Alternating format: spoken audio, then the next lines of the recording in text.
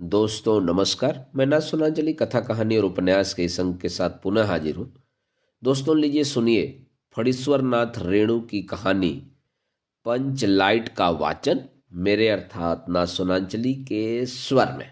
पिछले 15 दिनों से दंड जुर्माने के पैसे जमा करके महतो टोली के पंचों ने पेट्रोमैक्स खरीदा है। इस बार रामनवमी के मेले में गांव में सब मिलाकर 8 पंचायतें हैं। हर एक जाति की अलग अलग सभा चट्टी है। सभी पंचायतों में दरी, जाजिम, सतरंजी और पेट्रोमैक्स है। पेट्रोमैक्स जिसे गांव वाले पंचलाइट कहते हैं।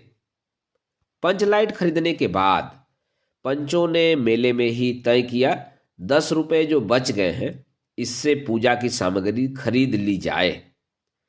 बिना नेम टेम के कल कब्जे वाली चीज का पुण्याह नहीं करना चाहिए।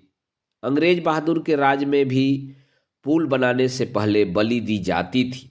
मेले से सभी पंच दिन दहाड़े ही गांव लौटे। सबसे आगे पंचायत का छड़ीदार पंचलाइट का डिब्बा माथे पर लेकर और उसके पीछे सरदार दीवान और पंच वगैरह। गांव के बाहर ही ब्राह्मण टोले के फुटंगी झा ने टोक दिया, कितने में लालटेन खरीद हुआ महतो? देखते नहीं है पंच लाइट है। बामन टोली के लोग ऐसे ही ताब करते हैं। अपने घर की डिबरी को भी बिजली बत्ती कहेंगे और दूसरे के पंच लाइट को लालटेन। टोले भर के लोग जमा हो गए। औरत मर्द बूढ़े बच्चे सभी काम काज छोड़कर दौड़े आए। चल रे चल, अपना पंच लाइट आया है, पंच लाइट।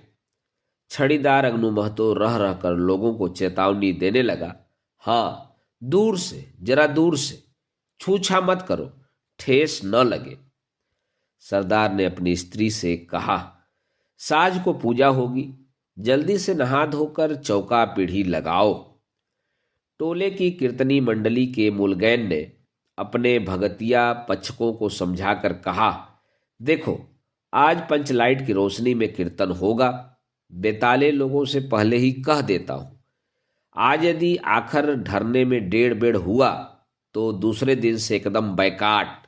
औरतों की मंडली में गुलरी काकी गोसाई का गीत गुनगुनाने लगी। छोटे छोटे बच्चों ने उत्साह के मारे बेवजह शोरगुल मचाना शुरू किया।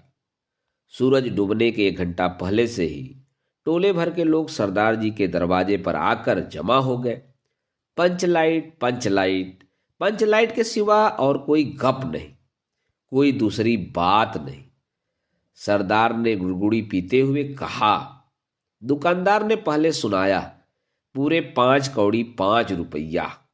मैंने कहा कि दुकानदार साहेब, यह मत समझिए कि हम लोग एकदम देहाती हैं, बहुत बहुत पंचलाइट देखा है। इसके बाद दुकानदार मेरा मुंह ताकने लगा। बोला, लगता है आप जाति के सरदार हैं। ठीक है, जब आप सरदार होकर खुद पंचलाइट खरीदने आए हैं तो जाइए, पूरे 5 कौड़ी में आपको दे रहे हैं। दीवान जी ने कहा, अलबत्ता चेहरा परखने वाला दुकानदार है।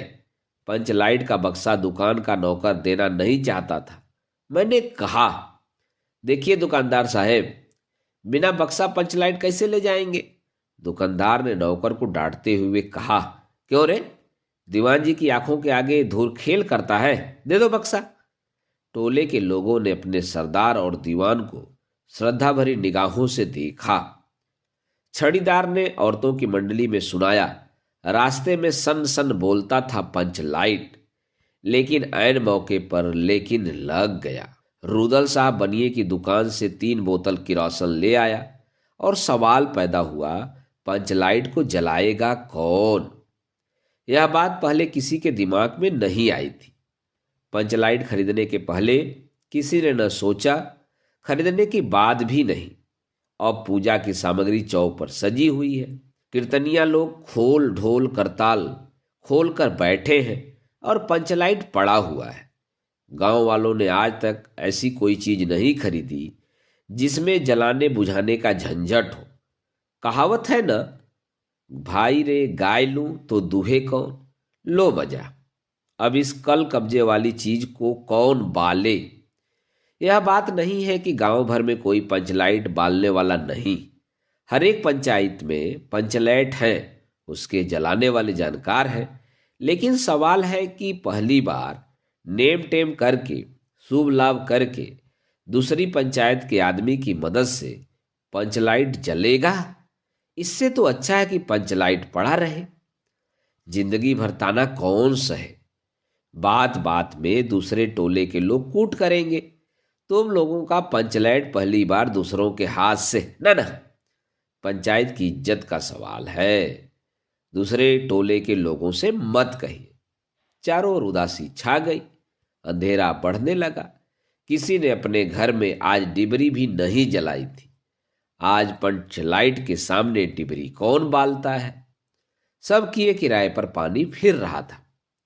सरदार, दीवान और छाड़ीदार के मुंह में बोली नहीं। पंचों के चेहरे उतर गए थे। किसी ने दबी हुई आवाज में कहा, कल कब्जे वाली चीज का नखरा बहुत बड़ा होता है। एक नौजवान ने आकर सूचना दी, राजपूत टोली के लोग हंसते हंसते पागल हो रहे हैं। कहते हैं कान पकड़ के पंचलाइट के सामने 5 बार उठो बैठो, तुरंत जलने लगेगा। पंचों ने सुनकर मन ही मन कहा, भगवान ने हंसने का मौका दिया है, हंसेंगे नहीं? एक बूढ़े ने आकर खबर दी, रुदल साहब बनिया भारी बतंगड़ आदमी है, कह रहा है पंचलाइट का पंपू जरा होशियारी से देना। गुलरी काकी की बेटी मुनरी के मुंह में बार बार एक बात आकर मन में लौट जाती है। वह कैसे बोले? वह जानती है कि गोधन पंचलाइट बालना जानता है, लेकिन गोधन का हुक्का पानी पंचायत से बंद है। मुनरी की मां ने पंचायत से फरियाद की थी कि गोधन रोज उसकी बेटी को देखकर सलम सलम वाला सलीमा का गीत गाता है। हम तुमसे मोहब्बत करके सलम। पंचों की निगाह पर गोधन बहुत दिन से चढ़ा हुआ था। दूसरे गांव से आकर बसा है गोधन, और अब टोले के पंचों को पान सुपारी खाने के लिए भी कुछ नहीं दिया। परवाह ही नहीं करता है। बस पंचों को मौका मिला, 10 रुपया जुर्माना, न देने से हुक्का पानी बंद। आज तक गोधन पंचायत से बाहर है। उससे कैसे कहा जाए? मुनरी उसका नाम कैसे ले? और उधर जाति का पानी उतर रहा है। मुनरी ने चालाकी से अपनी सहेली कनेली के कान में बात डाल दी। कनेली, चिगो चिद चिन। कनेली मुस्कुराकर रह गई। गोधन तो बंद है। मुनरी बोली, तू कह तो सरदार से। गोधन जानता है पंचलाइट बालना? कनेली बोली, कौन गोधन? जानता है बालना? लेकिन सरदार ने दीवान की ओर देखा और दीवान ने पंचों की ओर। पंचों ने एकमत होकर हुक्का पानी बंद किया है। सलीमा का गीत गाकर आंख का इशारा मारने वाले गोधन से गांव भर के लोग नाराज थे। सरदार ने कहा, जाति की बंदिश क्या, जबकि जाति की इज्जत ही पानी में बही जा रही हो। क्यों जी दीवान? दीवान ने कहा, ठीक है। पंचों ने भी एक स्वर में कहा, ठीक है, गोधन को खोल दिया जाए। सरदार ने छड़ीदार को भेजा। छड़ीदार वापस आकर बोला, गोधन आने को राजी नहीं हो रहा है। कहता है पंचों की क्या प्रतीत है, कोई कल कब्जा बिगड़ गया तो मुझे दंड जुर्माना भरना पड़ेगा। छड़ीदार ने रोनी सूरत बनाकर कहा, किसी तरह गोधन को राजी करवाइए, नहीं तो कल से गांव में मुंह दिखाना मुश्किल हो जाएगा। गुलरी काकी बोली, जरा मैं देखूं कह के। गुलरी काकी उठकर गोधन के झोपड़े की ओर गई और गोधन को मना लाई। सभी के चेहरे पर नई आशा की रोशनी चमकी। गोधन चुपचाप पंचलाइट में तेल भरने लगा। सरदार की स्त्री ने पूजा की सामग्री के पास चक्कर काटती हुई बिल्ली को भगाया। कीर्तन मंडली का मुलगैन मूर्छल के बालों को संवारने लगा। गोधन ने पूछा, स्पिरिट कहाँ है? बिना स्पिरिट के कैसे जलेगा? लो मजा। अब यह दूसरा बखेड़ा खड़ा हुआ। सभी ने मन ही मन सरदार, दीवान और पंचों की बुद्धि पर अविश्वास प्रकट किया। बिन बूझे समझे काम करते हैं ये लोग। उपस्थित जन समूह में फिर मायूसी छा गई। लेकिन गोधन बड़ा होशियार लड़का है, बिना स्पिरिट के ही पंचलाइट जलाएगा। थोड़ा गरी का तेल ला दो। मुनरी दौड़कर गई और एक मलसी गरी का तेल ले आई। गोधन पंचलाइट में पंप देने लगा। पंचलाइट की रेशमी थैली में धीरे धीरे रोशनी आने लगी। गोधन कभी मुंह से फूंकता, कभी पंचलाइट की चाबी घुमाता। थोड़ी देर के बाद पंचलाइट से सनसनाहट की आवाज निकलने लगी और रोशनी बढ़ती गई। लोगों के दिल का मैल दूर हो गया।